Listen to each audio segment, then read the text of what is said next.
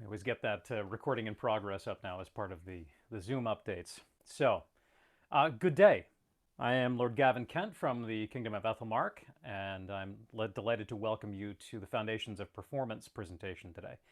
Mundanely, my name is Greg Tremblay. I'm a professional audiobook narrator and voice actor, and I'd like to welcome you to an extremely rapid and basic introduction to some of the foundations of performing, some of the things that are of concern, things that can give you a basis to learn off of. Please contact me with more questions and things that you'd like to delve into further.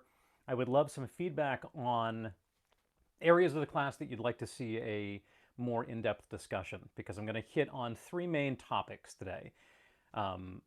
Body, mind, and spirit, in terms of approaching performance and dealing with some performance issues. So you can get me by email at gavinkent@gmail.com. You can get me at bardgavinkent.blogspot.com. You can find me on Facebook at bardgavinkent, and this recording will be available on my YouTube, which is also bardgavinkent. So let's get on into it. Topic number one, let's talk about the body, which is what we bring to our performance every single time that we go and perform. Now, I want to talk about two main areas of the body. I want to talk about vocal health and physical health. The performance does not have to involve your voice, of course. You can be a musical performer who does instrumentation only. You can be a physical performer that does not bring any of your voice to your presentation. But in the Bardic Arts and the SCA, we have a lot of different kinds of vocal performance.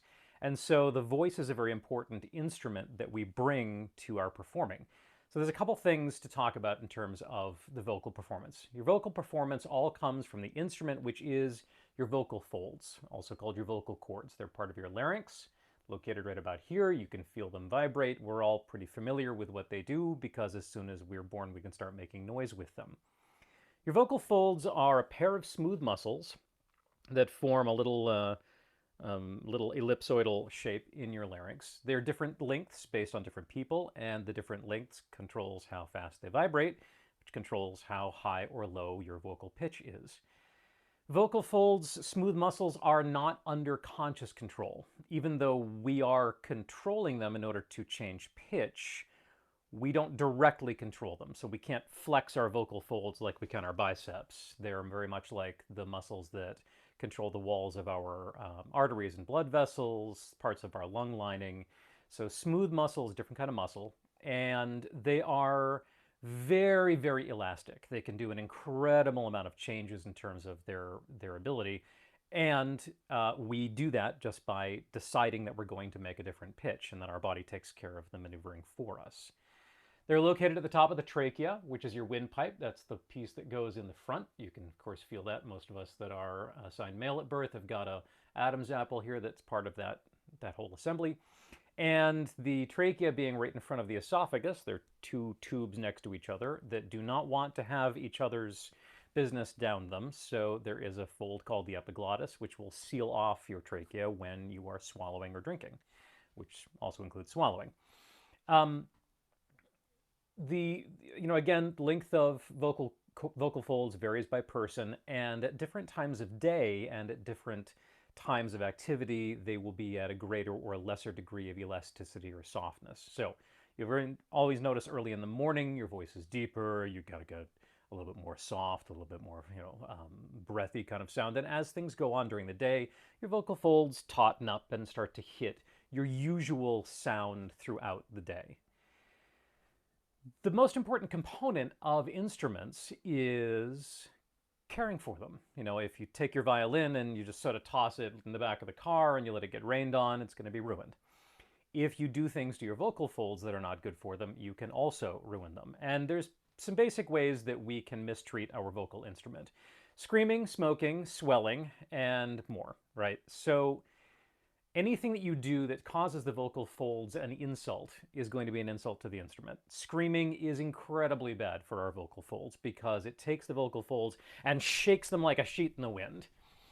And that's not great for them. So, particularly if you are a fan of going to places where shouting and screaming is a thing and you like to take care of your vocal folds, find another way to make noise. Bring a vuvuzela, bring a drum, bring things to shake and crash. Just bring something to make your single voice louder, because that must have sounded weird because I'm on a lavalier, but um, screaming, terrible for our vocal folds. Smoking, be it tobacco or marijuana or anything else, smoking is not great for the vocal folds because it takes an extremely hot gas and passes it over the surface of that smooth muscle because we inhale it. So it's incredibly drying, it's irritating, and it's caustic. So that is a thing that is directly bad for the vocal folds.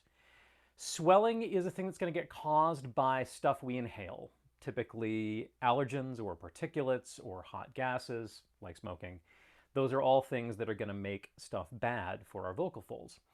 Now, there's another little bit that goes into play with a lot about the vocal folds, and it's the source of a lot of old wives' tales and myths about it, and that is the fact that your nasal and oral cavity, everything that's sort of behind your tongue that's part of the breathing apparatus, is called your oro and nasopharynx. It is a mucus lubricated machine. Mucus is an incredibly important component of our body that we produce. It helps clean things, it helps lubricate stuff, keep stuff hydrated properly. But mucus is a substance that's incredibly impacted by what we're doing other than breathing and talking. Things that we drink, things that we eat, how dehydrated or hydrated we are, all change the consistency and the viscosity of our mucus. Most of us will notice that things like dairy products, certain fats, will produce more mucus or a sort of stickier mucus, and that in turn can stick to the vocal folds. They themselves are usually coated in mucus. Thin, easily flowing mucus works really well. Thick and sticky, you tend to get a little bit of kind of fluttery, raspy sound, crickly sound in your voice. Those are things that you can change by what you eat. However, there are a gazillion stories about the things that you mustn't or must drink in order to have good vocal health. Opera singers can never drink dark alcohol, only light alcohol. You absolutely must drink lemon. Lemon will make your vocal... Hot tea will improve your health. The reality of all of that is that if anything that you drink touches your vocal folds, you are drowning, because that's your trachea. That goes directly to your lungs. So nothing that we drink touches our vocal cords, vocal folds directly. It all changes our hydration and the potential viscosity of the mucus in our oropharynx. So that's the actual consideration that you need to keep in mind when you're talking about what you're drinking. Alcohol does dry you out. Caffeine can dry you out depending on how much you drink. The more, dairy products that you have, particularly if you're lactose intolerant or you have an issue with them, that will be an issue, but not directly your vocal folds, the things that impact them. Viscosity of mucus, how you're holding up. The best thing that you can do for your vocal instrument is to keep it hydrated and to warm it up properly. We're going to talk about warm-ups in just a second with the overall body, but that's kind of a quick introduction to your vocal apparatus and you.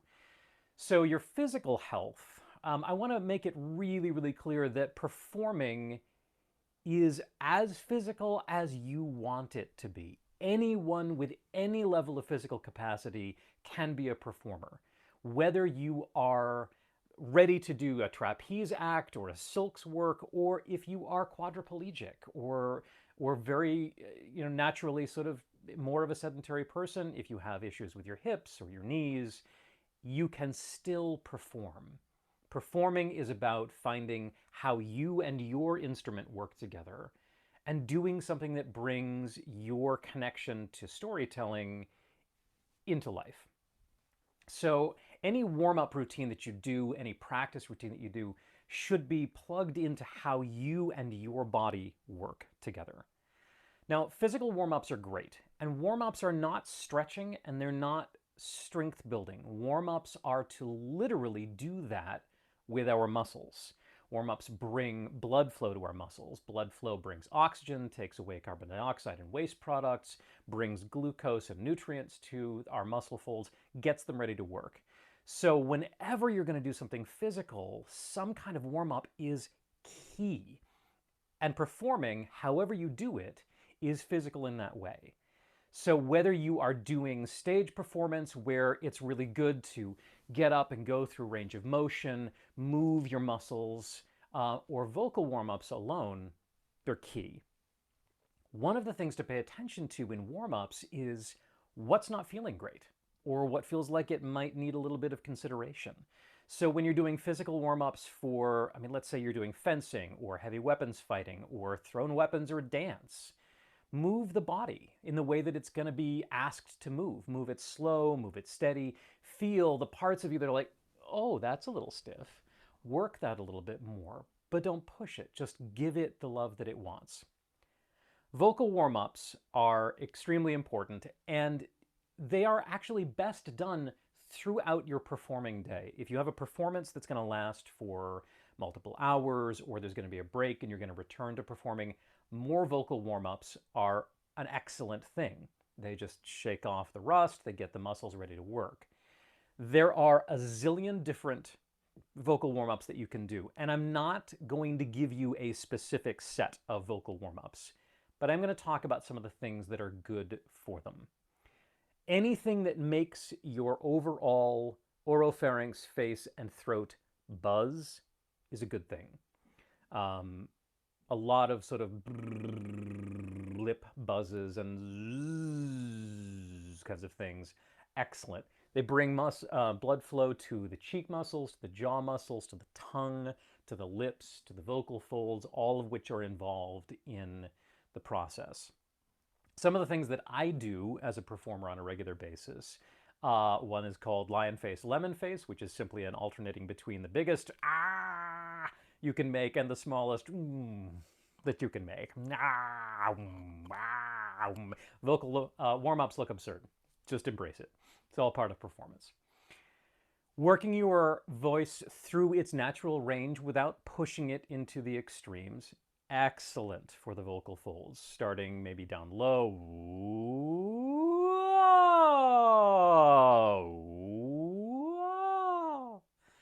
Don't strain and don't belt it out. Just let them warm up a little bit. You'll also find if you go slow, you'll hear the places in your vocal range where you've got a little bit of mucus that's giving you a little bit of trouble. And so that's a place that you can warm up through. It'll help shake things off. So you kind of, ooh.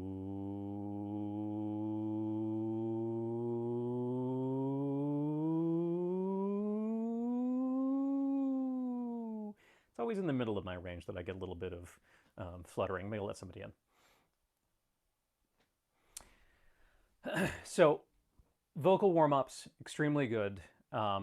Restricted breath warm-ups are a very popular thing. They're excellent. You can actually breathe through a straw. You can breathe through pursed lips. Do some of your vocal ranges up and down. The restricted breath prevents your vocal folds from vibrating too hard because as when you scream, you're pushing as much air through your vocal folds as you can. When you do restricted breath, it holds them to vibrate at the frequency, but in a very controlled manner. So that's part of why it's so good for your voice. Vocal fry is a thing that people talk about a lot. That is when you get a little of that kind of crackly voice going thing. You know, you're like, vocal fry is a thing that became very big in a lot of singing. You hear a lot about it. I have it on authority from several speech therapists that vocal fry can be very bad for your voice if you're putting a lot of air behind it. If you're trying to sing with vocal fry, it causes the vocal cords to vibrate and just slam from one side to the other. If you're in speaking voice, it actually turns out really not to be that big of a deal. They're pretty resilient. But again, hydration, hydration, hydration is the thing that keeps your vocal instrument and your physical instrument entire at its peak. So, when I do a recording day, I typically go through about 2 to 3 liters of water in a 6-hour recording period. I like it warm. It doesn't do anything for the vocal folds themselves because, again, we don't have anything liquid pass our vocal folds unless we're drowning, but it's soothing on my throat. It makes me sort of feel overall better, but I don't really think it matters if it's cold, if it's warm, if it's cool, if it's room temperature. Whatever works best for you. The body and the mind, in terms of your physical warm-up and your preparation, go together rather well in... Let me make sure that I'm recording me. Okay. Want to make sure that I had myself as the center of the recording here. Particularly parts of warm-ups is connecting, the body and the intent. So as we start to warm up, first we're going to go through a feeling of how am I feeling? What's not feeling right? What needs a little bit of work? And then you start to move into how am I feeling about what I'm going to perform? Whether that's going to be a stage piece, whether that's going to be a dance piece, whether it's going to be a sung or a spoken word piece, whether you're going to be doing instrumental. We start to let our mind move toward how we're going to do what we're doing. And that takes us into our mind portion. So I'm going to key this primarily on a text-based concept for the moment. I'm going to talk about performance from a script or a text or a story-based. So we're going to talk a little bit about engaging with the text. We're going to talk about learning the text or memorizing the text. And they are actually two different things. So we'll talk about that in a second. But the first piece is engaging with the text that you're going to say. And Shakespeare is an excellent example of this because it's very easy to read the words of Shakespeare. But knowing what you're saying and performing Shakespeare is a different thing. And it's what takes it between a high school English class and a really good production of Twelfth Night in the Park, is engaging with the text and knowing what you're saying. So looking for the why behind the word is one of the first approaches that I like to talk about in terms of bringing my performances to life and talk about with people bringing their performances to life. So we have some things to look at, and whatever text you're going to be working with, be it a modern text, a period text, a self-written text, the difference between reading the text and embodying the text and bringing it to life is huge. So we get the difference between Romeo, Romeo, wherefore art thou Romeo? Okay, look at the words. Here we have two houses alike in dignity. Okay, what do they mean? Why are we saying what we're saying? And it is literally the difference between, hi, John, how are you? And hi, John, how are you? Right? We have words, and they could be a line, or they could be what we're saying. So looking into our text, engaging with the text, thinking about what the text says and why, gives us the opportunity to embody it with life and not just diction. The work has got a point, right? Whether it's a Shakespearean sonnet, whether it's a song, whether it's a performance monologue, there's a point behind the work. There's something that we're bringing to life. What is it? It's a question of existence. To be or not to be, that is the question. Whether it is nobler in the mind to suffer the slings and arrows of outrageous fortune, or to take arms against a sea of trouble and by opposing end them. Maybe not. That's a little calm for a character who is contemplating whether or not it's even worth it to keep living, right? Hamlet's famous speech here is literally a character going, should I just off myself now? This is like depths of ennui. And so if we just deliver the lines, however eloquently, to be or not to be, that is the question. Whether 'tis nobler in the mind to suffer the slings and arrows of outrageous fortune, or to take arms against a sea of trouble and by opposing end them. Okay, it's fine. Doesn't sound like a character that's contemplating suicide. So we look within for the why and find something else to embody with the emotion. Acting is A topic that, of course, is not just beyond the scope of an hour, but is the scope of people's lifetimes. There's lots of different interpretations about why. My quick version of an acting synopsis is, if you have empathy, you can act. Engaging with empathy, engaging with understanding that characters have emotions just like we do, is the same as understanding that a person that we're having a conversation with has emotions just like we do, and that what we say impacts them. That if somebody's having a bad day and we're like, oh, well, that's interesting, right? We're lacking empathy.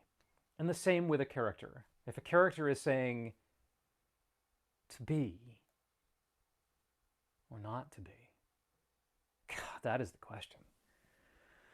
Whether 'tis nobler in the mind to suffer the slings and arrows of outrageous fortune, or to take arms against a sea of troubles and by opposing end them. This character doesn't know whether he wants to live or not, and whether we are his friend who's waiting for our turn to speak, not in that particular scene, or the character himself, we have to engage with the why, the feeling, the emotion, however you come to that. There's also the meaning and the other meaning of things. And not every text has a subtext, but most of them do.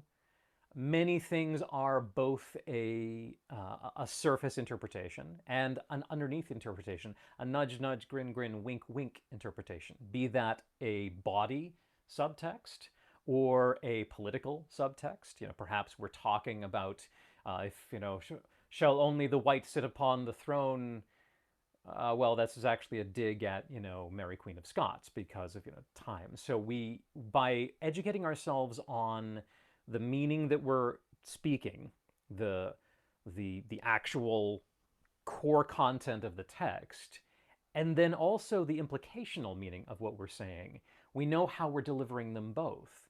And if you are a pun lover, you understand subtext, because puns are subtext. Puns are the not stated text that we are saying by saying something that isn't what we're saying. And although people will deride puns as the lowest form of humor, they do show an intricate and intimate understanding of language and interpretation of it. So textual subtext is the same thing. It's what we're saying that's not really what we're saying. And those are things that are really important to look at. Moving on to how you actually get the hang of the text. We've got, learning your lines, learning the text, or memorizing the text. And they're not exactly the same thing, and sometimes one's appropriate and other times they're not. What does the piece require of you? Does the piece require rote perfection? Do we have to hit every single word exactly the way they are written because it was written in a very specific way? Poetry is a piece that's like this, where prose is less so.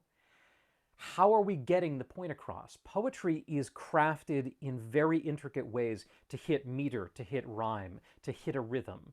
And so without all of those words correctly in the order in which they come, we lose something. We lose something of the poet's work. Prose gives us a little bit more freedom, but we're also a little bit more obligated in that. Typically, prose is longer. There's a lot more to it. And so we have to sort of figure out what we're going to do here. Is close good enough, or do we need to be spot on? Are we playing horseshoes, or are we holding hands? Because if you're holding hands, close is not going to work. We have to be holding hands. But if you're playing horseshoes and you get it close, you still get some points. Most of the prose that you're going to interact with, you need to know the story, but it's not as vital that you have the story exactly as it was written. That is part of the oral storytelling tradition. It does change a little bit. If you're doing poetry, if you're doing sonnets, if you're doing frequently songs, they do have to be pretty spot on. Some of our brains may have the ability to sub in words that don't impact the rhythm or the meter, and if so, that may be okay. That is partly how things like folk songs change. But if we're aiming for poem production, that is more of a spot perfect kind of thing to try to hit. How do you learn? How do you specifically learn is the more important question. We all learn differently. Some of us are visual learners, some of us are oral learners. We need to figure out the way to learn our material that works for us. So I can't answer that question for you. I can say that for me, I'm an oral learner. So if I have a piece that I need to learn, I have to record it in audio and then play it for myself so that I can learn it. Because I can read it and read it and read it, and I'll be able to tell you the very broad strokes, but I won't have it enough to perform until I've actually listened to it being performed, in this case, by me. And most of the bards in the SCA will tell you, especially if they're songwriters, the hardest songs to remember are our own songs. Partly because we didn't learn them by experiencing them. We wrote them, and then sometimes your brain is remembering the other things that you were thinking maybe you would rhyme in that particular spot. But for me, it's that I haven't heard it enough. I've seen it, or I've performed it, but when I'm performing it, I'm not focusing on taking it in, I'm focusing on giving it out. So figure out how you learn, and then a little brain trick for that as well is also, once you know how you learn, take however you learn and distract the other parts of your brain. So if you're an oral learner, if you learn through your ears, put on the piece that you're learning and do something else that occupies your body or does a little bit of work. So put it on your headphones while you're cleaning or while you're weeding or while you're painting or doing something. If you're a visual learner, try putting on some music that doesn't have words, some instrumental stuff, while you're reading, or some meditation sounds or things that take the other part of your brain out. One way that we used to do line practice for stage work, if we were oral learners especially, was to put the piece on recording, speak along with it while crawling around the stage or doing things. And it's a trick to distract part of your mind so that the other part can focus on taking things in. But you're going to have to figure out what the thing is for you based on how you learn best. And there's some interesting tricks you can talk with me offline about ways to identify what your learning style is.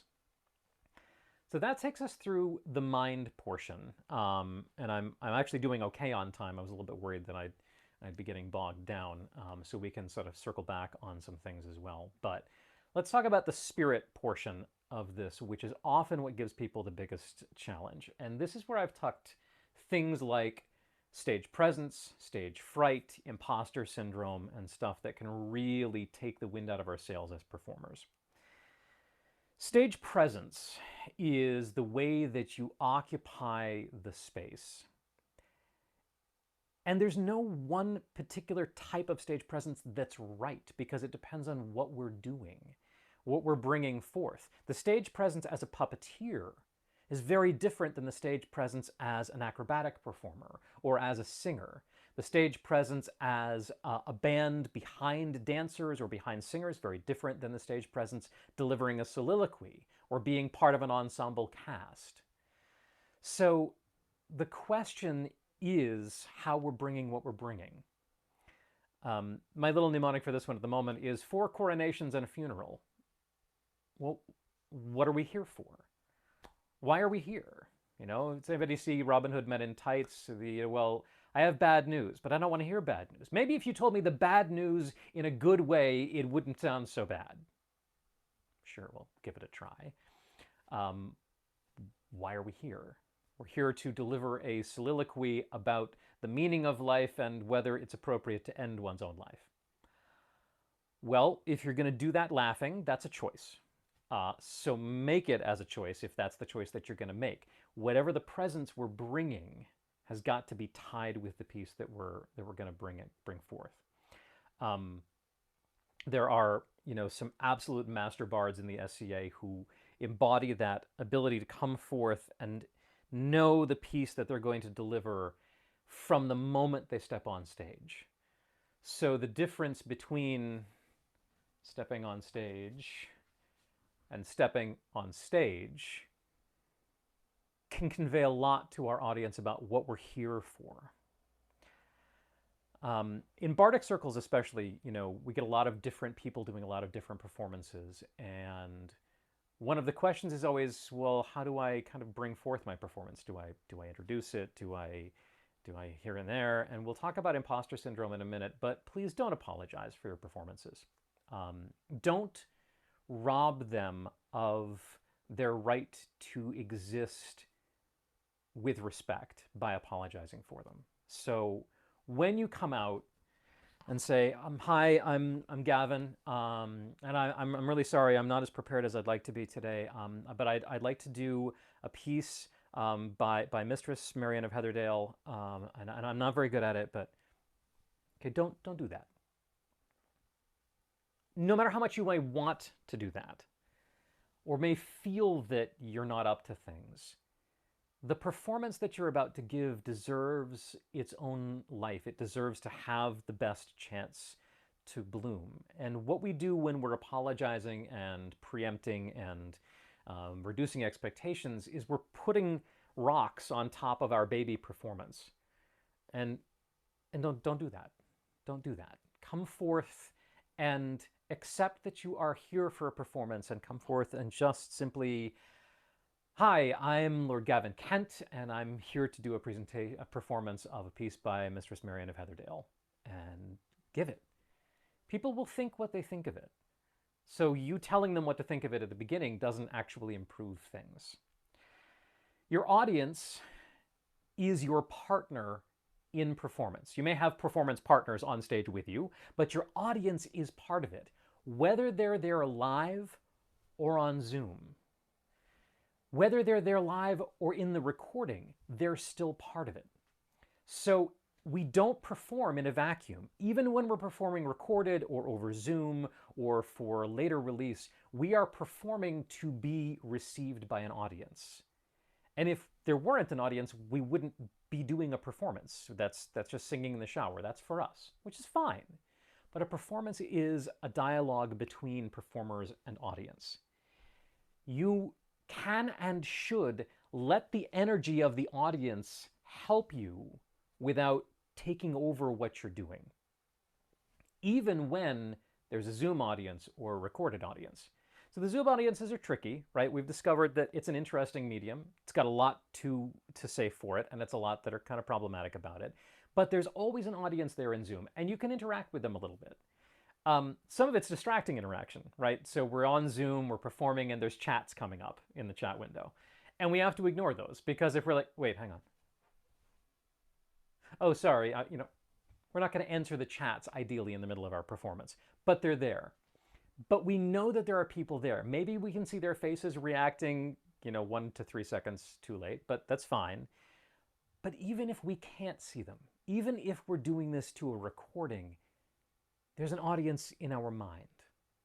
We imagine the audience that we're going to get. And live, we imagine the audience that we're going to get. So if we expect the audience to be critical, they will.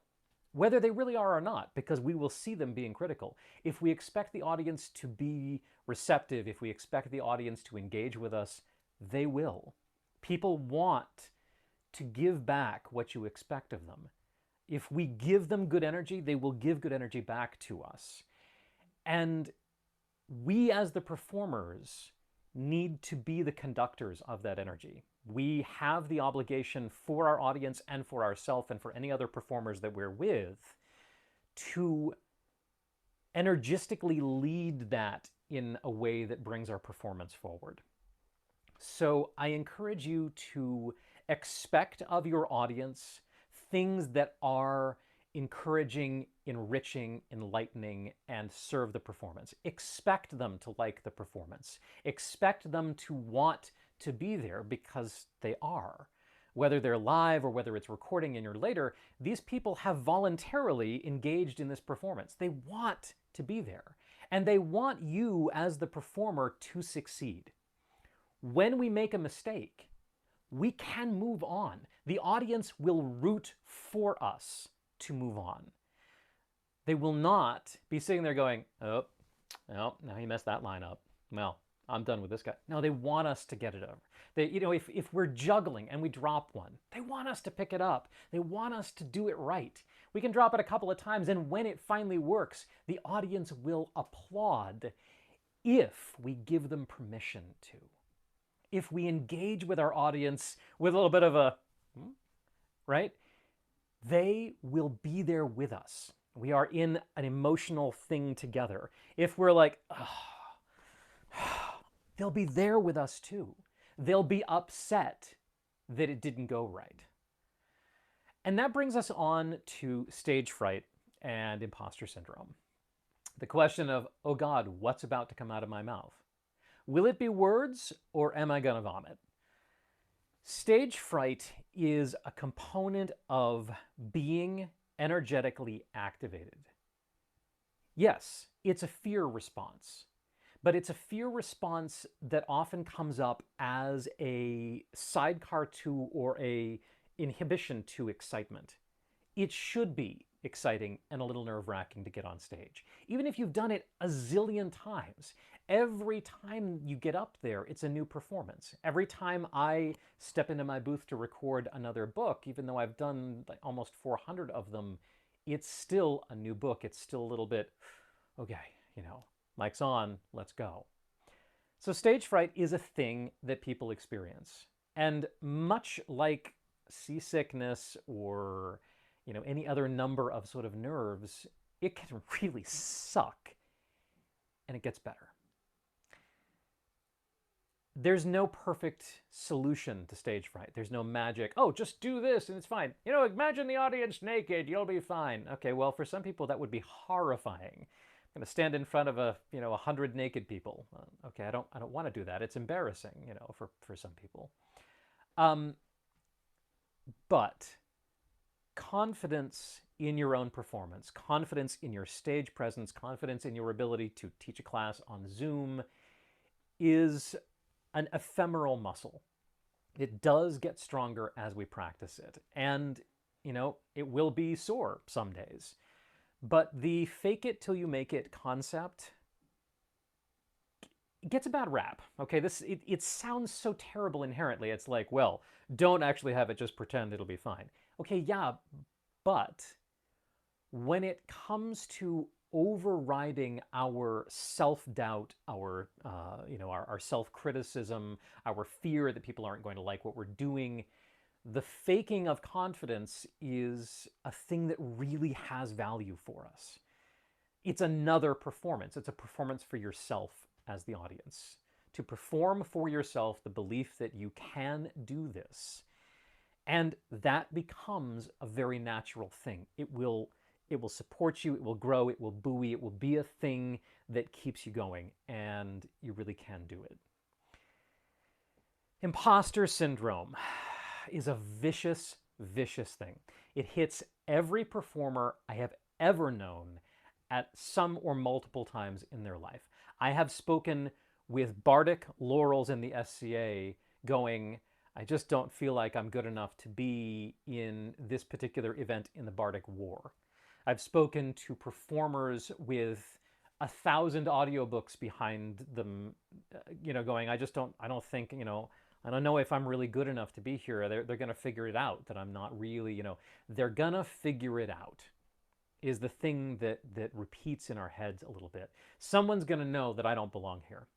Someone's going to come forward and be like, hey, how'd you get in here? You don't belong here, get out. That fear of being othered, of being excluded from the group, is what gives us imposter syndrome. We all feel it, and it's BS. And that doesn't make it go away, even knowing logically that it's not true. And so I think the thing that can be the most beneficial for performers in terms of trying to attack imposter syndrome, to deal with that sense of, oh my God, I don't belong here, I'm a fake, I'm a fraud, is to remember how much we as humans love stories. We love stories. That's what performing is all about. It doesn't matter whether the story is told through dance, or through music, or through spoken word, or through puppetry. It's a story. And we are stories. We're the stories we tell, we're the stories we hear. If you, as a performer, don't like performing, don't like performers, don't like audiences, why are you doing this? Right? If you as a performer like other performers, if you as a performer like being an audience member, if you like watching performances, if you like listening to performances, why would you assume that other people don't? Because that's what our imposter syndrome is at its heart. You know, it's a part fear that we're going to be excluded from the group. And it's a part fear that people don't really like what they've said they like. But we're there for stories. And we're there with our fellow performers. And we like our fellow performers. And we're there with an audience, and we like being an audience. So we're all coming together to make the story. None of us belong here. Yeah, it's not true, right? We all belong here. We are all part of the human story, and the human story continues after the performance is done, because the getting your makeup off, or the taking your costume off, or the going to Denny's, or the going to feast, or whatever is a continuation of the story. We are our story. We're the story we tell, we're the story we hear, you're your story, I'm my story, we make the story together, and the performance is part of your story. It's who you are right now. You belong because you belong in your story. And that's a thing that takes some practice sometimes, and there will be times that it's really hard to kind of remember and to take into yourself, but it's a truism. This is the overall piece that I have for everything. And so what I'd like to do right now is just go through a very simple set of the warm-ups that I do as a regular basis as a performer before I go on stage. You can follow along with whatever your physical capacity is, and always, always, always adapt any warm-up that you see to what works for you. So before going on stage, my basic warm-up is a head-to-body warm-up. You know, do some basic neck rolls. Again, keep it slow. I just roll from side to side. Go over the back. Mine's a little crackly on the back, so I usually go a little slow there. Look over your shoulders.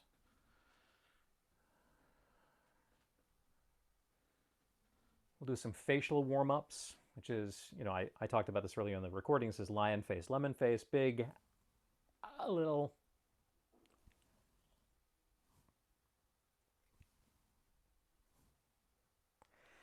Do a few shoulder rolls.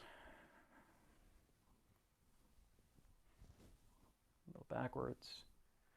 And I go through whatever arm motion seems like it's going to work for what I'm doing. So if I'm going to be doing some full-on acting, I'll usually kind of go through some just big, gentle things. It's all about getting blood to the muscles, getting them warmed up, getting the flow, getting some oxygen in there. You do some turns of the body. Now you're in kind of a bad place to see my legs and feet, so I like to do some sort of hip circles just to get the hips warmed up. And keeping your legs warmed up is an important thing as well, because your legs can take a huge amount of the blood from your body, right? Your thighs are a massive container of muscles that take a lot of blood. And you will hear a lot talked about in terms of, well, don't lock your knees, you'll pass out. I can't give you a physiological basis for that. I have never seen it happen to a person. I'm not saying it's impossible. I think it's a phrase that people use that doesn't mean a lot to people, you know, in terms of locking your knees instead of standing up. One of the concerns for people, however, is that particularly if you are bringing those nervousnesses online, the excitement, the fear online, changes your blood pressure, and if you're standing really static, you can potentially let some of that blood pool down into your legs, which can then reduce some of the blood flow to your head, and you can get a little lightheaded and maybe pass out. Having your legs warmed up and moving a little bit as part of your performance, not simply standing stock still and letting everything kind of settle, is more the key. It's not really the knees themselves, it's the making sure that your body is continuing to push the blood back up into yourself. So I do some nice hip warm-ups, I do some basic leg motions, just sort of bring them up, bring them around, warm up the hips, warm up the hands, and then vocal warm-ups are very simple for me for the most part. It's going to be some combination of lip and tongue exercises to get things warmed up and moving, and vocal range exercises to get the vocal folds warmed up. So going from low, ooh,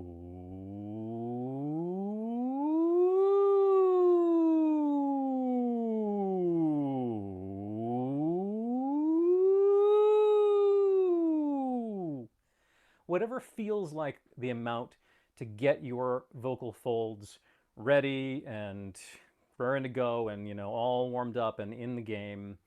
If it's earlier or you've been quiet for a while, you're going to need a little bit more. Hydrate, hydrate, hydrate. Balance that with how soon you're going on stage, and will you be able to make it through the performance without having to go to the bathroom. But hydration over a period of time is incredibly important. And then tongue and lip exercises. I do a lot of sort of, you know, various tongue twisters are great.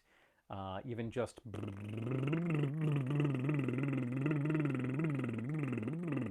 red leather, yellow leather, red leather, yellow leather, red leather, yellow leather, red leather, yellow leather. Things that get you moving. Your tongue is a massive muscle. Your jaws are a massive muscle as well. You know, there's a huge underappreciated amount of power in the jaw and tongue. Get them moving as well. Get them kind of going. So the only other piece of vocal fold health that I will talk about briefly in terms of things that impact the vocal folds, right? I talked at length, because this is a wives' tale that drives me crazy, about the fact that nothing that we drink directly impacts our vocal folds. Because if your vocal folds are impacting what you're drinking, you're drowning. However, one exception in terms of being able to directly hydrate the vocal folds, and that is breathing steam. There are small personal steamers that can be extremely effective for people, especially if you have difficulty at certain times in the spring when your allergies are up.